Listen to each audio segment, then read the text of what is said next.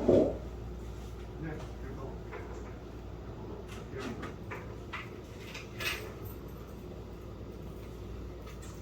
그래서 컬을 이용해서 한번 해봤고요. 컬 리눅스에서는 이제 보시다시피 명령어 라인 터미널을 이용하잖아요. 그래서 웹 브라우저를 이용할 수 없으니 간단하게 웹 페이지를 확인하고 싶을 정도로 컬 이런 거를 많이 이용합니다. 좋고요. 컬과 더불어 참고로 이제 이것도 많이 이용합니다. 컬과 더불어 웹 브라우저 대용으로 컬과 그 다음에 웹 페이지를 다운로드 받거나 웹에 있는 어떤 파일을 다운로드 받고 싶은 어떤 주소에 파일을 다운로드 받고 싶을 때는 WGS라는 것도 많이 이용합니다. WGS 명령어도 이용하는데 이거는 뭐 나중에 나오면 설명을 드리고 이거는 이제 웹 주소에 파일 다운로드 명령어. 그래서 WGS에 웹 주소를 주시면 그 웹 주소에 혹시 파일이 첨부 파일이 있어요. 이거 다운로드 받게 되죠. 물론 HTML 문서도 다운로드 받고 그래요. 이거 두 개를 뭐 많이 이용한다. 컬과 WGS. 컬을 한번 써볼까요? WGS 예제가 있긴 하지만 넘어갑시다.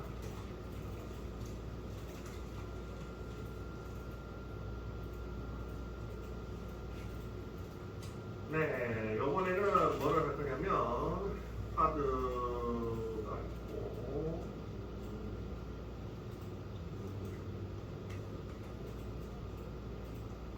네, 이거는 볼게요.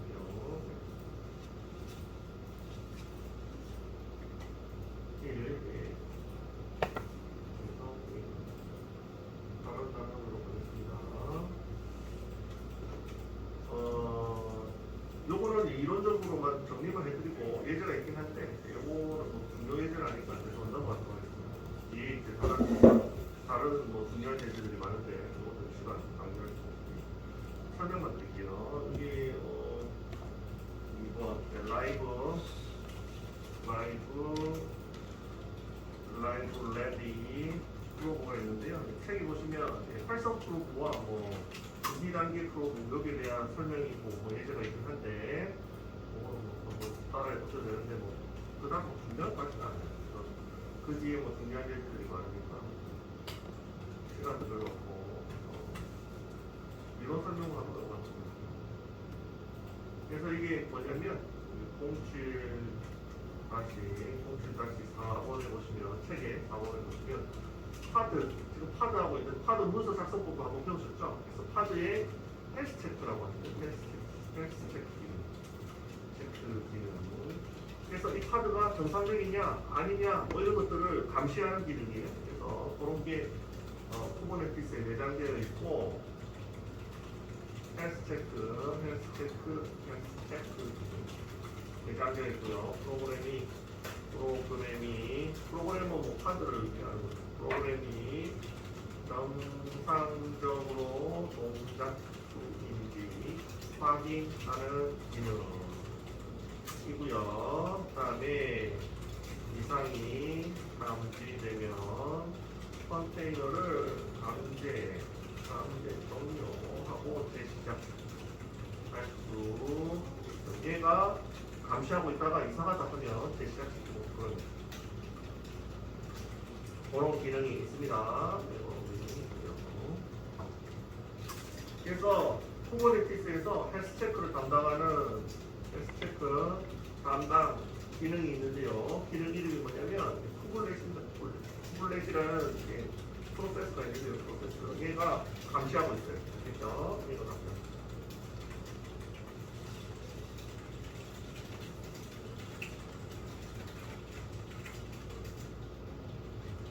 감시하고요. 그 다음에 쿠버넷 프로세스가 헬스 체크를 담당한다고 했는데 파드가 이상한 거 아닌가? 파드 안에 있는 컨테이너들이 이상한 거 아닌가? 체크한다고 했는데요. 그래서 그 안에 두 가지 체크 모드가 있습니다. 모드가 두 가지가 있습니다. 모드 두 가지가 있는데 첫 번째가 활성 프로그래요. 영어로 라이브 베이스 프로그램이고 헬스 체크 기능이 있다. 그다음에 이거는 준비 프로그가 있습니다. 그래서 이 리드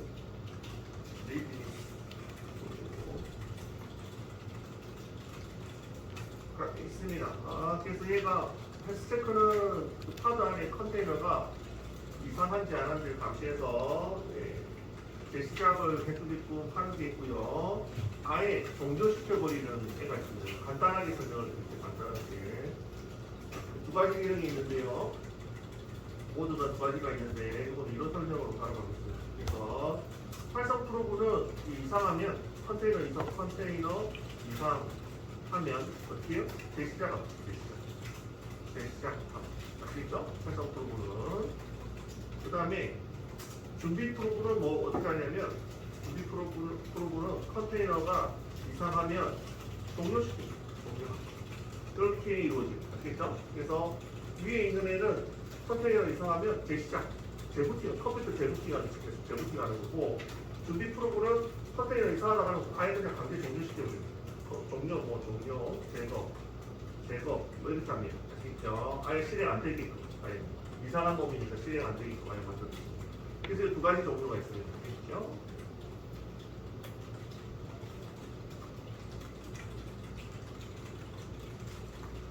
그래서 요거를 이용해서 뭐 책에서는 예제가 있는데 그 예제는 뭐 넣어볼게요.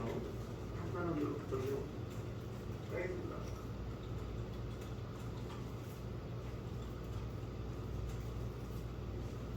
그래서 헬스 체크하는 기능이 있다. 그거 말씀드리고 그 애는 활성 프로브와 조비 프로브. 하는 이상할 때 하는 게 틀리죠. 활성 프로브는 제시작, 조비 프로브는 종료 제거. 이 정도 말씀드리겠습니다. 넘어가겠습니다. 그래서 그런 기능이 있다. 이론으로 다른 하고요. 3번으로 가겠습니다. 보내드릴게요. 이거는 보내드리고 예제는 생략.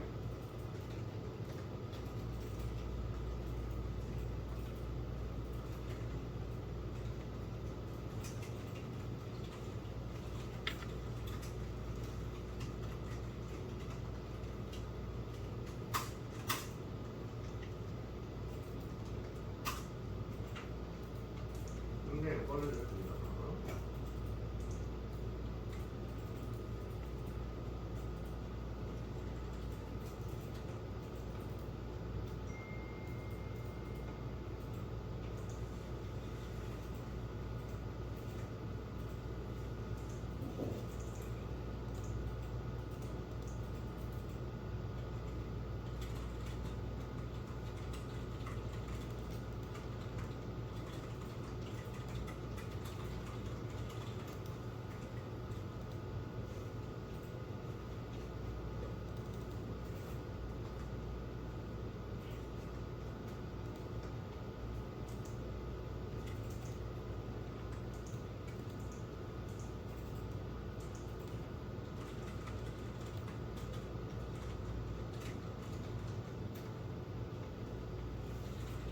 '그 다음에 3번으로 갈게요. 3번은 계속 파드하고 있는데요. 초기화 전용 컨테이너를 하나만 만들었는데 두 개를 만들어서 공장을 한번 시키는 예제를 한번 보도록 할게요. 이니셜 컨테이너.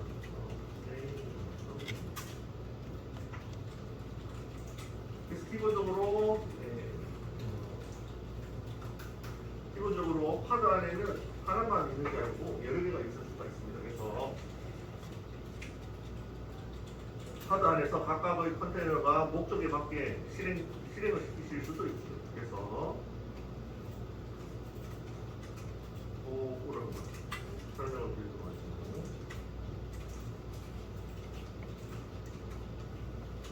이번에 알려드릴 건 초기화 전용 컨테이너라는 거지.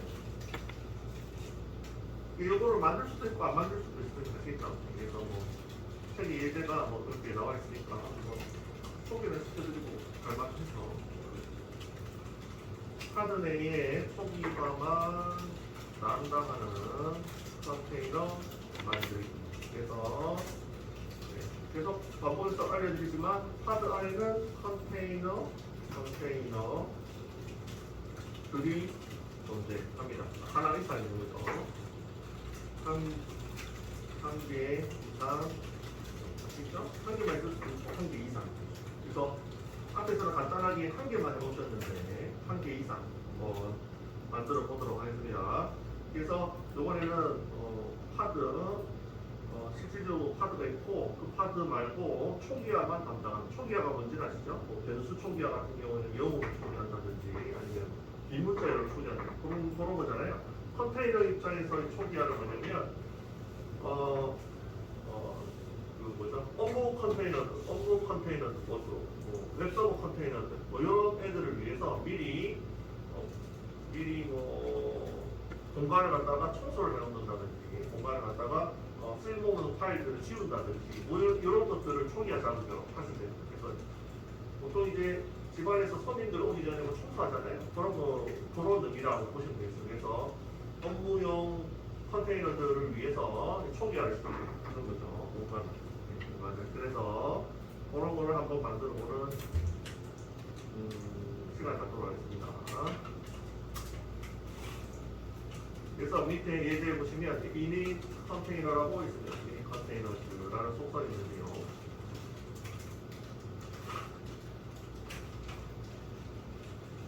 이 초기화, 금방 말씀드렸듯이 초기화 컨테이너 속성이고요.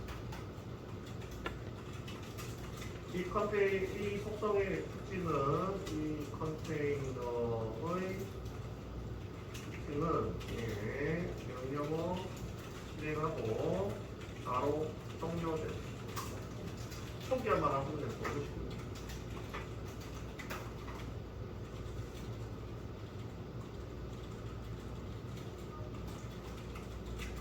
그래서 보통 어떤 일을 시킬 수 있느냐?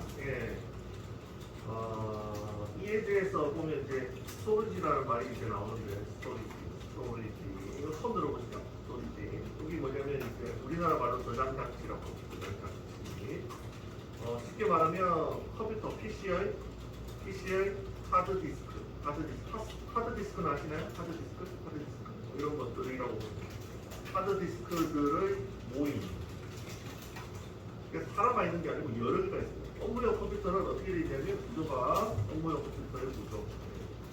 나온 김에 실무 가시면 이런 컴퓨터들을 많이 보실 거니까 업무용 컴퓨터 구조가 어떻게 되냐면 컴퓨터와 서버 컴퓨터, 업무용 컴퓨터, 서버 컴퓨터라고 하는데 서버 컴퓨터와 스토리지, 저장장치. 그래서 얘가 이렇게 연결되어 있습니다. 연결되어 있습니다. 이렇게 컴퓨터와 저장장치가 따로 연결되어 있습니다. 그래서 저장장치이긴 저장장치인데 컴퓨터 안에 있는 저장장치가 아니고 외부 저장장치가 되겠습니다. 그리고 독립적. 그래서 서버 컴퓨터 전원이 꺼져도 저장장치 전원은 따로 있습니다. 따로 있어서 켜 있습니다. 그래서 서버 컴퓨터를 다른 서버 컴퓨터로 A라는 서버 컴퓨터를 끄고 B라는 서버 컴퓨터를 켜서 다시 연결할 수도 있습니다. 아시겠죠? 그래서 독립적으로 되어 있고 업무에서는 보통 이런 컴퓨터를 많이 사용합니다. 그래서 외부 저장장치가 하드디스크가 밖으로 빠져있다. 디스크들로만 이루어진 저장장치가 있습니다. 그래서 이때까지 서버 컴퓨터를 한 번도 눈으로 안 보셨죠? 보여드릴게요. 눈으로 봐야 이제 감이 오는 거죠.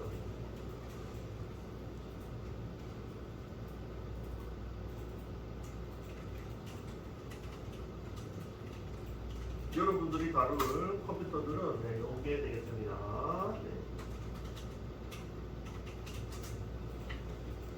네, 여러분 보이시나요?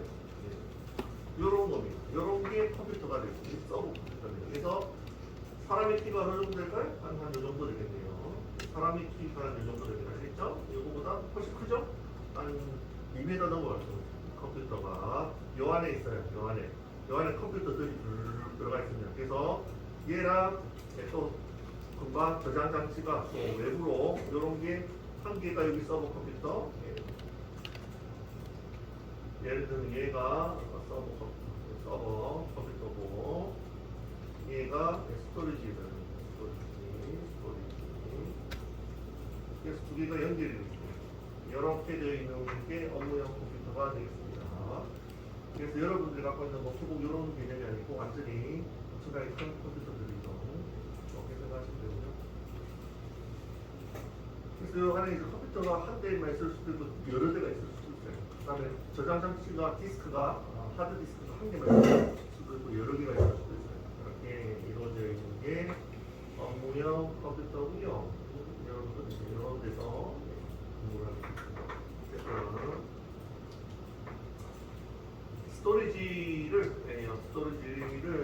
외부 저장 장치라고 간단하게 설명드립니다. 그래서 영어로는 스토리지라고 하네요. 그래서 기본적으로 서버 컴퓨터와 하드디스크 필요하잖아요. 그래서 기본적으로 두 개를 딱 쓴다 이렇게 생각하실 수 있습니다.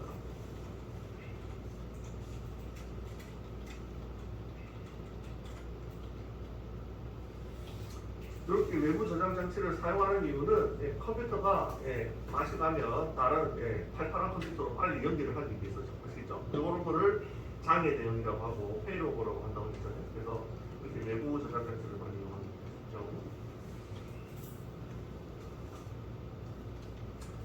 됐고요. 그러면 이게 이제 초기화 컨테이너 속성이 어떤 거냐면 스토리지.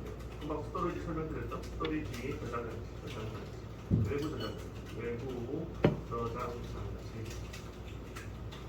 스토리지 안에 새로운 디렉토리를 만들고 소유자 변경 후 데이터 저장 등의 일을 하기 위해 초기화 컨테이너를 만듭니다. 그렇죠? 그래서 업무용 컨테이너가 작업하기 전에 미리 기본 설정을 해놓는 거죠. 기본 설정. 금방 말씀드렸듯이 손님 오기 전에 방청소 이렇듯이 설정을 해놓는 거죠. 아시겠죠? 그래서 요 예시를 한번 해보도록 하겠습니다. 이때까지 컨테이너 하나만 했는데 컨테이너 두 개짜리를 해보도록 하죠. 공유 독자로 정화하는 설치 돌아왔죠? 그래서 여기 요거 정리를 하겠습니다. 스토리지 있고 스토리지 바로 밑에다가 요거 정리를 할게요. 새로운 용어 나왔습니다. 요거 IT 용어 정리, IT 용어 정리. 스토리지 했죠? 스토리지 바로 밑에 볼륨이라는 말이 나와요. 볼륨.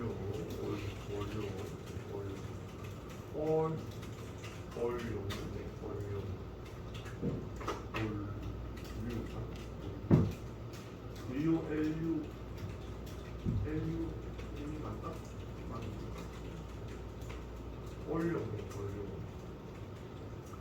볼륨이 뭐냐면 요겁니다. 그래서 새로운 용어가 나올 때 정리해보는 거예요. 금방 이제 스토리지가 외부 저장 장치고 PC 하드 디스크들의 모임이라고 했잖아요.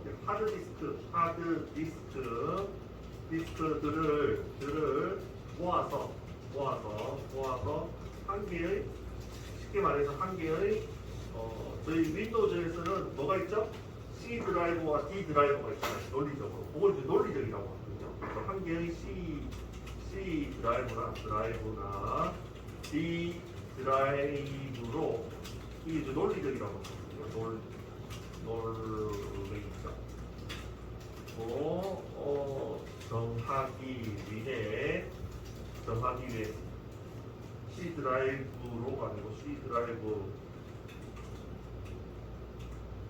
같은 단위로 정하기 위해 만들어 놓은 용어입니다.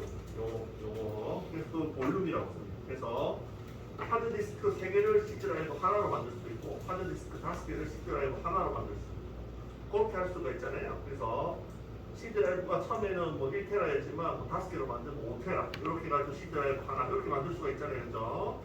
그걸 리눅스에서도 비슷하게 사용하는데 리눅스에는 C 드라이브 이렇게 쓰는 게 아니고 그런 용어로 쓰는 게 아니고 볼륨이라는 용어로 씁니다. 볼륨. 그래서 그 그 볼륨 안에다가 하드디스크 5개, 10개 이렇게 집어넣는 그 볼륨을 통으로 쓰는 거예요. 이해하셨나요? 그런 식으로 사용을 합니다. 그래서 볼륨이라는 단어는 약간 추상적이고 논리적인 단어지만 논리적 단어지만 하드디스크는 물리적 단어고 실질적으로 디스크가 있는 거죠. 그래서 디스크 5개짜리를 하나의 한 개의 볼륨으로 만들겠다. 이 얘기는 뭐냐면 윈도우로 오면 디스크 5개를 한 개의 C 드라이브로 만들겠다. 이런 거랑 똑같은 거죠. 그래서 그런 식으로 사용을 합니다. 볼륨이라는 용어는 추상적, 논리적인 용어다. 이렇게 생각하시면 되겠네요. 새로운 용어는 이렇게 번역하시죠. 여기까지 보내드리고 일단 보내드리고 이니시아는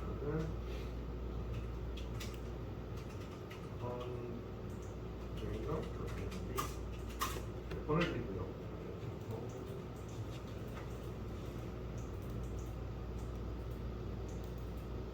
그래서 얘들이 뭐냐면 공유는 여러 사람이 쓰는 거죠. 여러 사람이 한 개 공유죠. 공유 볼륨을 만드는데 공유 볼륨을 연결하고 초기화 전용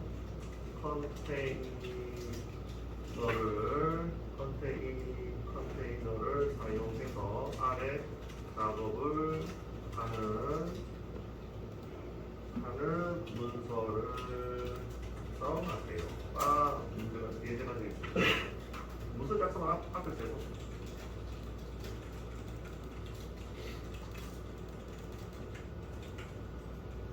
그래서 어떤 작업을 하냐면 그래서 MK 명령어를 바로 써드리죠. MKDIR 이 명령어 또 디렉토리 만들기 명령어죠. 그래서 영어들이 디렉토리 만들기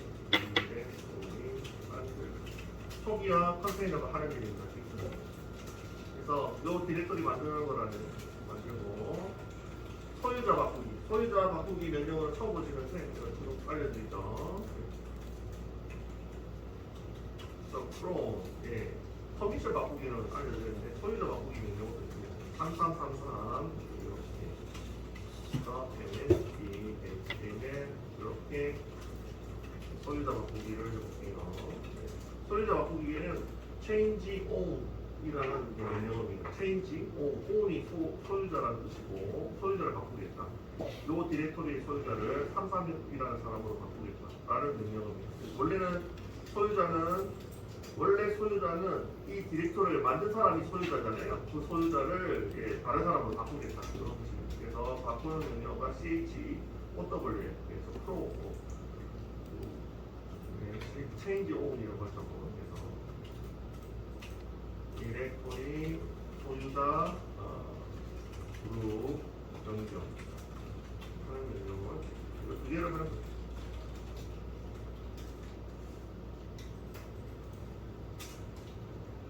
그래서 참고해서 이거는 소유자 바꾸는 명령어고요. 처음 보니까 사용법을 알려드리면 CHOWL 하시고요. 소유자 앞에 거는 소유자입니다. 소유자가 원래 번호로 적을 수도 있거든요. 문장으로 적을 수도 있지만 단어로 적을 수도 있지만 번호로 적을 수도 있습니다. 소유자 또는 소유자 ID라고 하죠. 그 다음에 그룹 또는 그룹 ID 그룹명 하셔도 되고요. 그룹명도 되고 그룹 ID도 됩니다. 그래서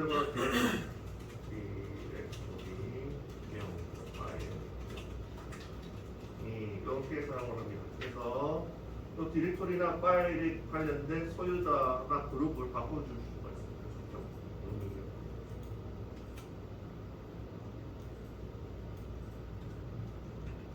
네, 여기까지 한번 원해드리고 한 바퀴 돌고 이제 진행해보죠.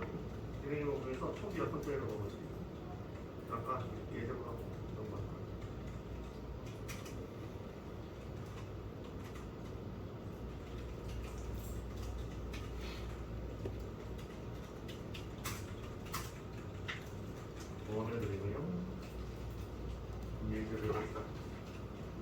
그전에는 컨테이너 하나짜리 하드에서 컨테이너 하나만 만들었는데 컨테이너 두 개를 만들었어요.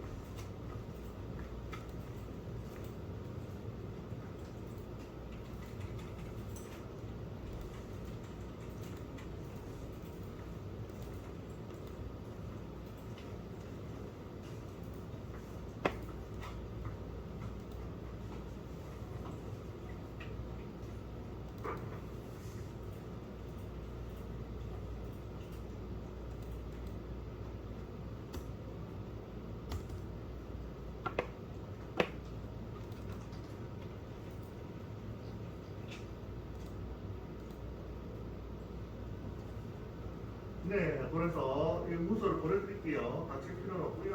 문서 되니까요. 또 이렇게 하시다가 또 오타날 수도 있으니까 바로 보내드리도록 하겠습니다. 총이 어떻게요?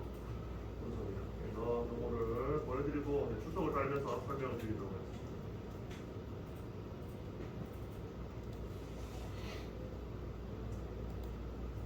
여러분 책이 있는 예제입니다. 직접. 여기 스타 뭐 이름이 문서 이름이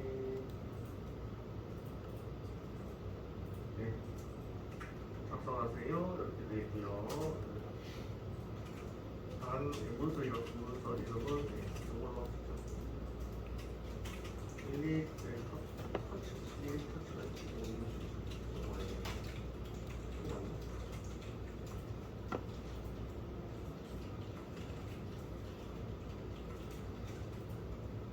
아이고 터치가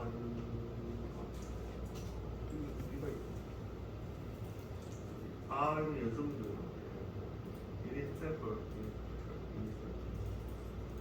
연습문제 제가 만들어 놓은 거거든요. 연습문제는 생략하고, 이미 샘플로 한번 해보세요. 그래서 이거 작성해 볼게요. 이 파일을 보내드릴게요. 이미 샘플. 그리고, 기니까요.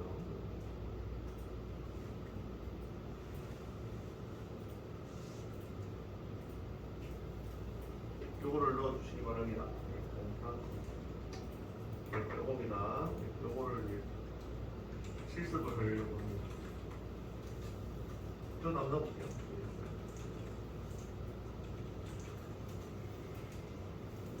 길죠? 네, 길죠.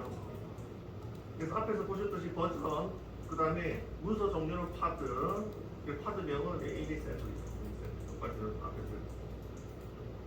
그래서 요거를 그대로 복사하셔가지고 주석을 제가 좀 상세하게 달아드릴게요.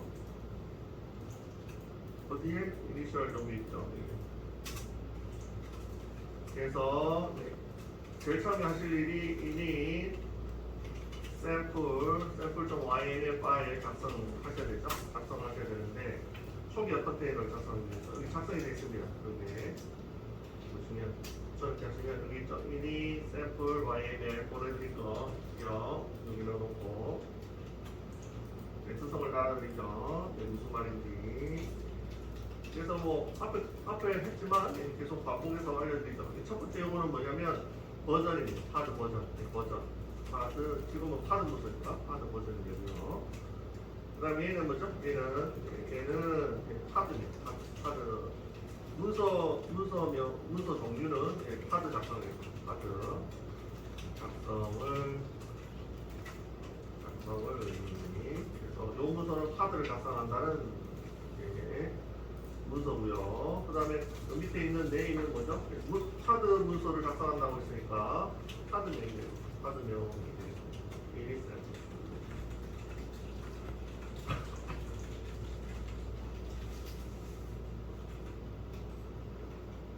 됐죠?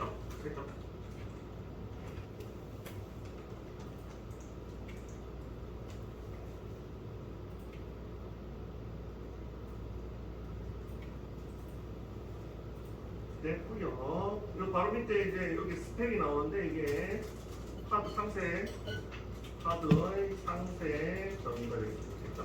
스펙의 상세가 되겠습니다. 네, 그래서 제일 처음에 나오는 게 컨테이너들, 컨테이너들 돼가지고 복수로 되어있죠. 컨테이너. 그래서 컨테이너 파드 내의 컨테이너들 정의. 파트 안에는 컨테이너가 있고 컨테이너들 되는 거예요.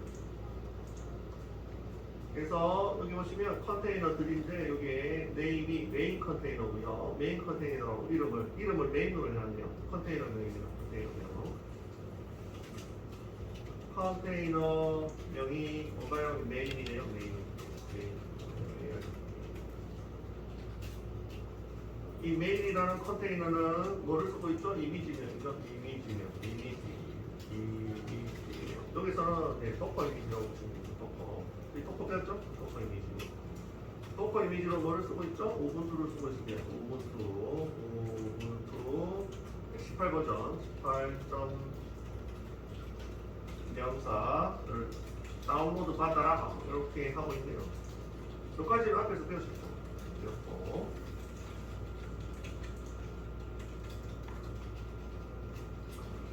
그거 말고 이제 상세하게 옵션들이 나오는데 옵션 설명을 좀 드릴게요. 보시면 어렵지 않습니다. 저희가 이제 도커 파일 작성할 때도 이미지 기본 이미지 다운로드 받고 면접업을 실행하고 할 일들 했잖아요. 마찬가지로 쿠버네티스에서도 이미지를 받고 이미지를 다운로드 받고 컨테이너 띄울 때 실행할 명령어들을 지정해 주실 수가 있는데 그때는 커맨드에 이런 식으로 지정을 합니다. 도커에서는 도커 파일에서는 cmd라는 명령어로 했었죠. 그래서 그거와 동일한데요. 그래서 컨테이너 가동 후 실행 명령어입니다. 그래서 쉘을 실행하면 본쉘을 실행하네요. 빈 대시가 아니고 대시쉘을 SH가 본쉘입니다. 본쉘을 실행하고요. 본쉘에 매기변수로 이거 매기변수입니다. 매기변수로 뭐를 실행할 거냐? 여기 보시면 -C에 테일 F 뭐 이렇게 되어 있는데요. 이거 뭐 그냥 말로 설명을 드리면 이거 자체가 뭐냐면 리눅스나 유닉스에서 윈도우즈에서는 휴지통이 있잖아요. 삭제하면 휴지통 하잖아요.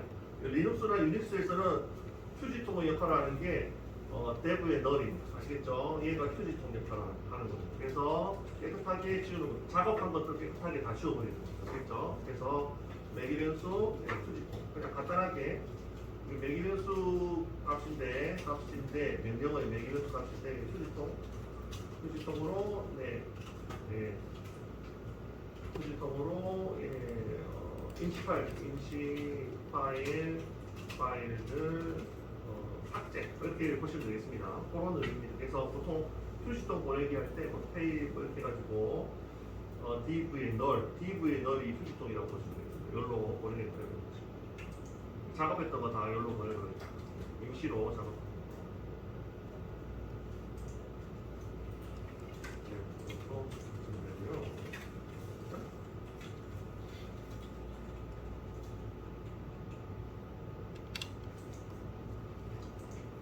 됐고요. 그 다음에 이제 스토리지라고 나왔는데요. 스토리지의 볼륨이라는 것은 이제 디스크들을 C 드라이브, D 드라이브처럼 디스크들을 모아놓고 하나의 단위로 정의를 한 게 볼륨이라고 했고 윈도우즈에서는 C 드라이브나 D 드라이브 같은 거와 비슷하다 이렇게 얘기를 드렸죠. 그래서 볼륨이고요. 이 볼륨에 대해서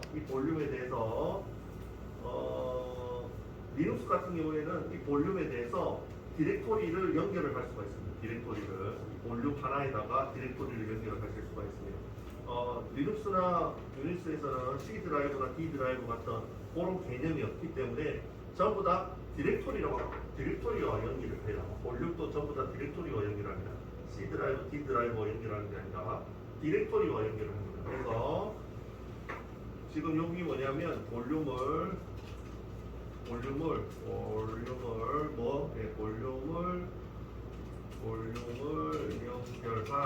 연결할 디렉토리 정의가 되겠습니다. 그래서 그 용어로 뭐를 쓰냐면 마운트라는 말을 쓰거든요. 볼륨 마운트 이게 뭐냐면 볼륨을 연결할 디렉토리를 정의하세요. 이런 뜻입니다. 그래서 밑에 마운트 경로가 되어 있죠? 이 마운트가 그냥 한국말로 연결이라고 보시면 되겠습니다. 그래서 볼륨과 연결할 디렉토리가 /docs 나오죠?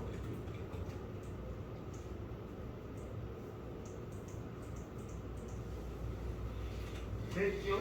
됐죠? 그 다음에 이거는 볼륨명. 네, 볼륨명 이름이 있어야 되죠? 데이터 다시 볼 이렇게 되냐.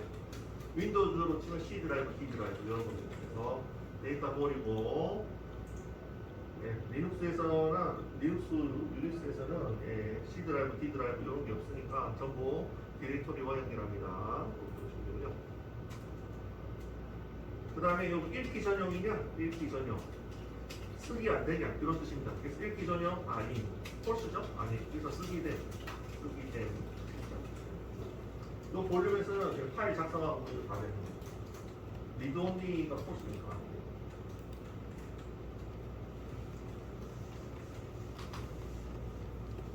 됐죠? 네, 이렇게 됩니다.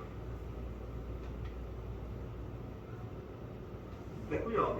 이 볼륨은 네, 공유 볼륨입니다. 공유 볼륨. 정확하게 볼륨이 공유 볼륨이 되겠습니다. 대부분적으로.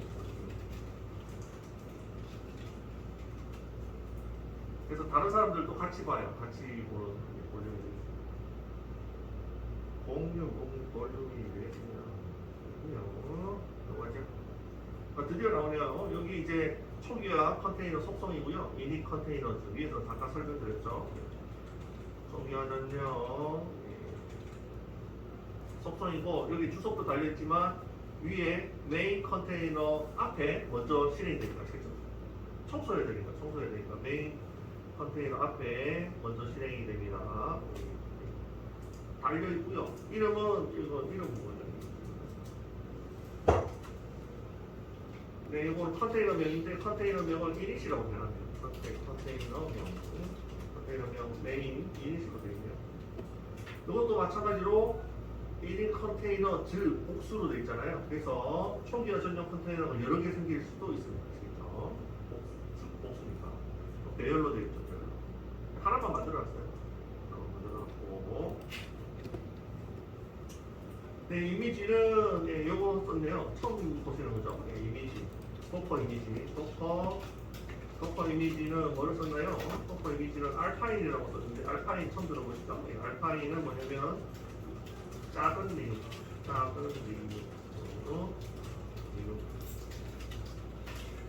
리눅스는 리눅스인데 아주 간소화시킨 최소 기능 만드는 리눅스입니다. 요걸 어디에 쓰느냐?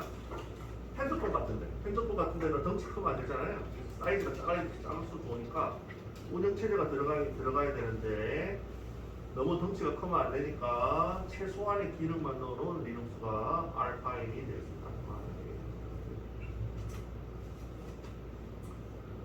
됐죠? 이렇게 되고 마찬가지로 여기서도 네, 명령어가 있죠? 네, 그 다음에 컨테이너가 뜨면 컨테이너 가동 후 실행될 명령어고요. 그래서 똑같네요. 빈 원쉘이죠. 쉘 명령어 실행하고요. 네. 됐죠? 네, 여기서는 네, 이렇게 되어 있는데 위에 거하고 좀 틀리게 초기화 컨테이너 같은 경우에는 할 일을 정의를 해놨죠. 뭐를 정해놨죠?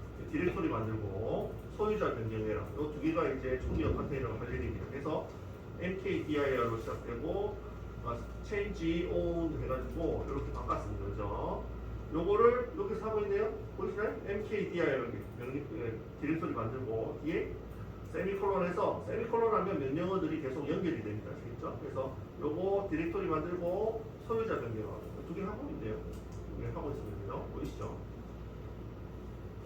얘도 두 개 하고 있고요.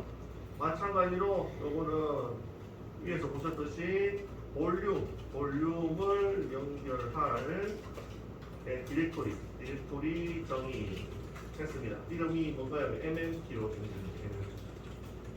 마운트가 뭐라고 했죠? 연결이라고. 연결용으로 mmp 디렉토리가 됩니다. 그 다음에 얘는 뭐죠? 얘는 볼륨형이거든요. 마찬가지로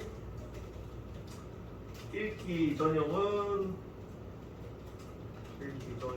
아니 쓰기도 되죠. 리드 온리 폴.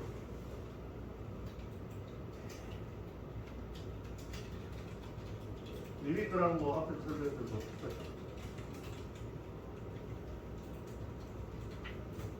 네, 그 다음에 마지막으로 위에서 볼륨명 이렇게 해놨는데 이게 볼륨을 했죠. 공유 볼륨을 했는데 여기에 공유 볼륨을 적어놨네요. 볼륨 해가지고 제일 마지막에 파드상에 공유 볼륨. 그래서 이름이 여기 적혀있죠. 그리고 공유 볼륨명 위에서 갖다 썼는데 데이터 볼 해가지고 갖다 쓰고 있었죠. 데이터 볼 갖다 쓰고.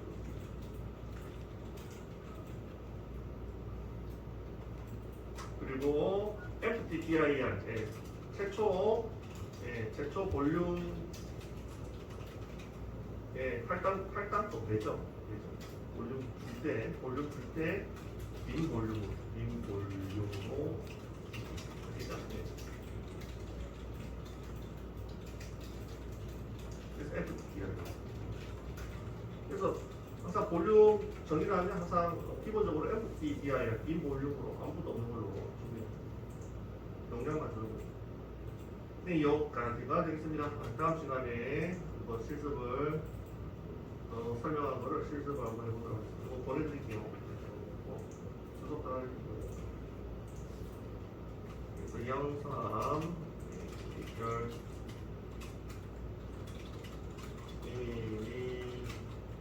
연결 컨테이너 네, 보내드렸습니다. 그래서 뭐 이 시스템 엔지니어들이 알만한 뭐 저장 장치 나오고 뭐 볼륨 나오고 뭐 디렉토리 마운트 나오고 이러니까 어렵죠. 개발자들한테 좀 어렵죠. 그래도 뭐 이 정도는 아시면 일종의 기본 상식이 되야 되나 뭐 이런 식으로 아시면 공부하시는데 다른 시스템 엔지니어랑 같이 이제 업무 협업이라고 하나요? 그런 것도 많이 하기 때문에 그 사람들이 얘기하는 거를 이제 알아들을 수가 있죠. 그래서 알고 계십니다. 그리고 요즘은 또 이제 마이크로 서비스를 하면서 개발자인과 동시에 시스템 엔지니어들의 지식도 좀 알고 계신 분들을 또 선호해요. 이것도 좀 아시면서 개발도 잘하시는. 그래서 요즘 이제 나오는 용어가 뭐죠? 물론 이제 제가 보기에는 회사에 약간 속 보이는 지식이긴 한데, 속 보이는 회사는 뭐 항상 여러 사람을 선호합니다. 회사는 어떤 사람을 선호하죠? 한 명을 뽑아서 모든 걸 할 수 있는, 모든 것을 할 수 있는 사람. 그 사람을 제일 선호하죠. 근데 실질적으로 하기 힘들잖아요. 왜 그러냐면 인건비가 덜 들죠. 인건비 아끼. 그래서 회사는 항상 그런 사람 좋아합니다. 아시겠죠? 그래서 지금 계속 무슨 어떤 게 나오냐면 계속 분업받고 있긴 하지만 개발자가 시스템 엔지니어 지식도 일부 갖춰진 사람으로 해서 DevOps 인력 이렇게 되는 거죠. 그래서 대부는 개발이죠. 업스는 시스템 엔지니어거든요. 둘이 합성어입니다. 아시겠죠? 이걸 다 할 수 있는 사람 이렇게 합니다. DevOps.